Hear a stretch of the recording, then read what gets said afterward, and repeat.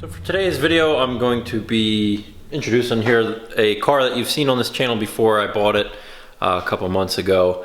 I also listed it for sale to see if anyone would take it the way it sits. I had it priced fairly high just because part of me doesn't want to sell it, but if someone was willing, I'd let it go. But it's also a very rare car. This is a 70 Boss 302. What's left of it now. I started work on it and I figured, you know what, I should make some videos of doing the sheet metal process. I know I've let people down with videos recently, just being busy and having a new kid and all kinds of things, but that's a long list. So I got some time, I got a car, I got all the sheet metal here in, I'll walk through it all. So I'm going to start cranking on this and I got a good jump on it here. I stripped it down the way I do every car that is as rough as this one was. But this is a 70 fastback Boss 302, originally red with a white interior, 391 gear shaker hood car.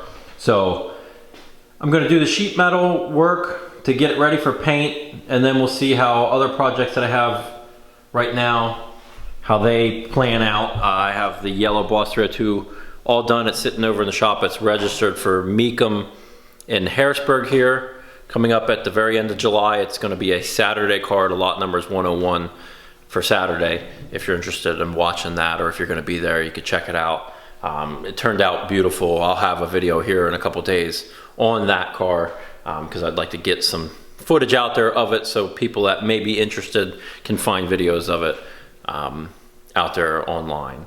So gonna jump into sheet metal and I'll try and give you all the information I can as possible on doing the process of this because this is a little scary to look at for most people, especially this far apart. You can see it's just the inner structure skeleton is exposed because that's mainly what I'm using off of the car, because it's a rough car. It was sitting in grass since 1976, so you can expect all that stuff is going to be rusted out. And even stuff that's here is going to need patch to replace that you see just from rust that has occurred over the years. Those cowl side panels are rotted out throughout. So I'm going to be replacing those because it's down the side, it's down on this side, it's on the bottom, it's in the upper corner. So just stuff like that you don't patch. Well, you could patch it, but it depends on how much time you want to spend. It's much easier, cheaper, quicker to do the full panels. So basically cut it all off, got it blasted. Here it is sitting. I just got all my sheet metal the other day, so I have a one-piece floor pan there with the rear rails. The front floor supports, they're all welded in. It's a one-piece unit.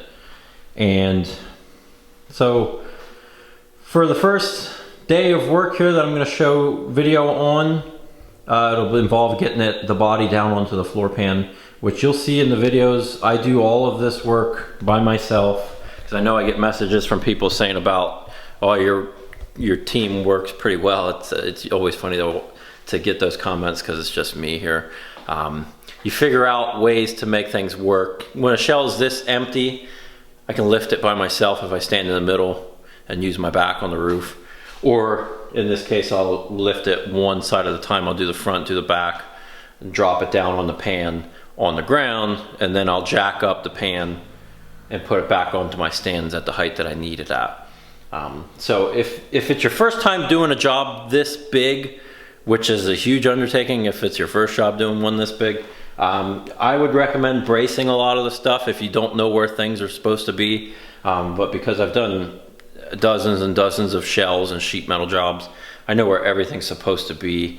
And this car had been tapped a little bit in some of the places, so things were not straight. So if I brace up a car because I'm cutting everything apart so it don't move, that could be bad in the case if your car is twisted, because you're going to have braces welded in the twisted position and it's just going to screw you up on measurements later. Or if you're not measuring, just banking on that it's straight, you could have issues down the line whenever you have the car sitting on the ground and get it aligned and notice that's way off. So do your research. I'll give my measurements here as I'm going along. as much as possible just to let you know the gist of what things should be, but it's so tough for me to relay measurements in a way that you can relate them to your car, because I'm basing things off of a completely flat steel plate platform that I made to do these for this particular reason of cutting apart this far. So, like, just for example, whenever I jack this thing up after getting the floor pan in, I set my rockers at a certain height, front and back. I know what my rear rails then should be, and also what my front rails should be at the height off of this platform. So that's setting all my four corners up to be the heights that they should be, to then start building up off of that. So I set all my rails, and then I'll work out away from that, doing all the outside panels and welding everything together. It's a long process, especially when it's this much work, and especially if you don't necessarily know what you're doing. So you got to be careful. If you have a good car to start with, measure is the only thing that I cannot stress enough. Measure everything. And it's just everything. I have measurements from, like, if you're working on your car and you're taking measurements off of your car to start, you can measure off of like these window pins out to cowl corners, or even the whole way out to the end of your aprons. Cross measurements from maybe one side out to the far corner, and from this to that, and just cross measurements, straight measurements, everything that you could measure, I would measure, because it helps you in the end. So all the metals laying around here, rad support, cowl, firewall. There's the original dash I had blasted, it was nice.